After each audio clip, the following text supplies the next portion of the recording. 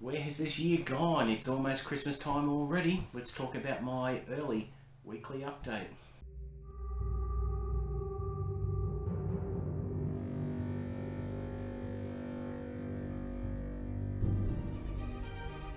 What's up guys, welcome back to the channel. This will be my early weekly update given that Christmas is just around the corner. It's Christmas Eve here in Australia, and I've got something a bit special to share with you as well as part of this update.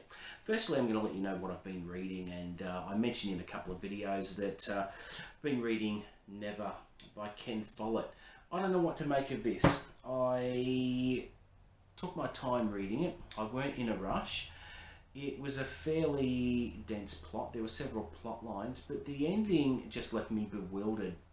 I'd like a little bit of hinting or a bit of foreshadowing that this book is the first of a series or a sequel at the very least.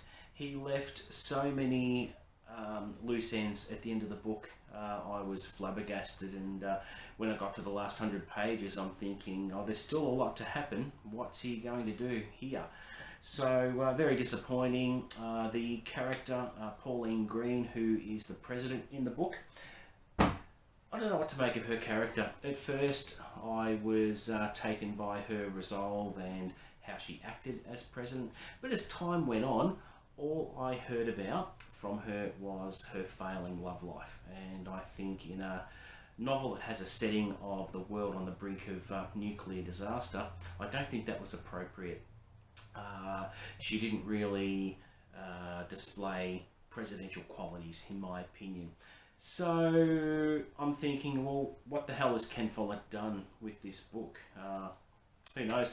If he writes a second one, so be it. But there were so many loose ends left untied. It was very, very disappointing. So yeah, after investing a couple of weeks reading it, yeah, I don't know what to think. But something on a more positive note that I have started to read is The Tattooist of Auschwitz.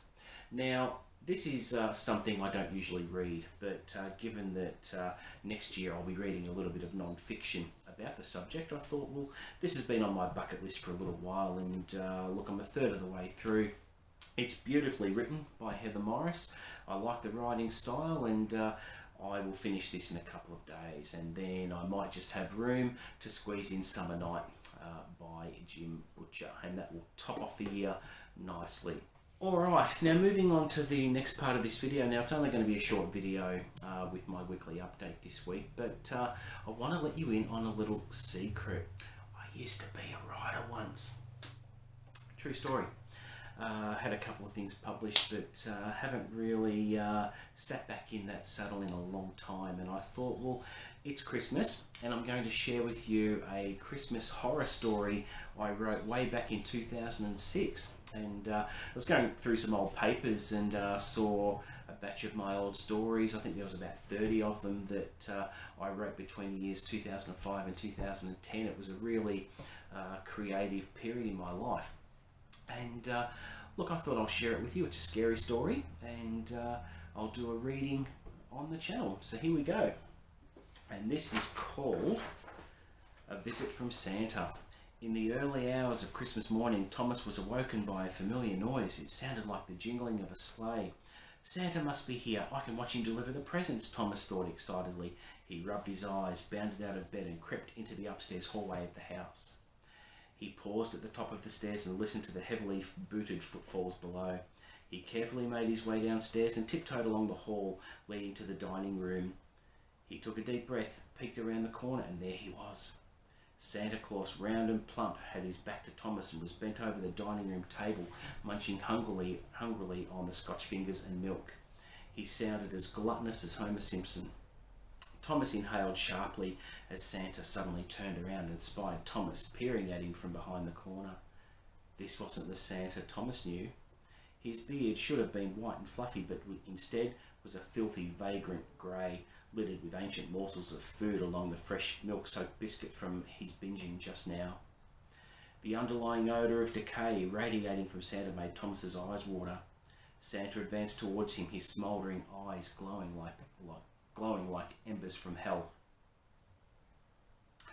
Thomas simply gazed at Santa in horror. His frozen limbs wouldn't allow him to escape. Santa smacked his lips in eager anticipation like a hungry dog. He reached for Thomas with a giant pudgy hand, grabbed him by the neck and tugged him closer. His face was mere inches away. He made as if to kiss Thomas on the lips, but stopped just short. Thomas gagged at the foul stench of decomposition that puffed from between the old man's rotted, jagged teeth. Santa closed his hideous eyes, opened his mouth and inhaled deeply. Thomas stiffened as the spectral substance of his soul swirled out of his mouth and into Santa's. Thomas could only stare helplessly into Santa's demonic face until he felt faint. Finally, he went limp in Santa's clutch. With a grunt of pleasure, Santa sucked up the last wisps of Thomas's vitality and hurled him across the room like an unwanted toy. His lifeless body crashed into the wall with a bone-crunching impact and tumbled to the floor. Thomas's skin was already dry and prune-like as if he had aged a century, his face frozen in a silent scream of terror. Santa sighed with satisfaction. That one was delicious, he muttered. He smacked his lips once more, patted his bulging stomach that squirmed and pulsated with the tormented souls of countless children. He flung open the front door and disappeared into the night in search of more unsuspecting boys and girls. So there you go, a Christmas horror story for you. So I hope you enjoyed that. If you've got any feedback for me, just leave it in the comments below, and yeah, I may pick up the proverbial pen one day and write more stuff. I'm just not sure. Haven't written anything seriously for quite a few years now, and we'll see what happens. But in other news with the channel, I have hinted that I am doing a part 1 and part 2 of my bookshelf tour. Now, the first part is the revamp on reorganising all my books again, and the second part will be going through the collection, where you get a closer look of what my collection looks like. Now, as of today, in movie talk, principal photography has been done on the revamp. I'm going to put that up between Christmas and New Year. I don't have the time to put it up before Christmas because there's a bit of tweaking involved. I'd like to time lapse it so you don't get bored watching me move books around, and I'm also going to add some sort of audio track as well to accompany that. So that's what I've got planned for the channel in the coming days.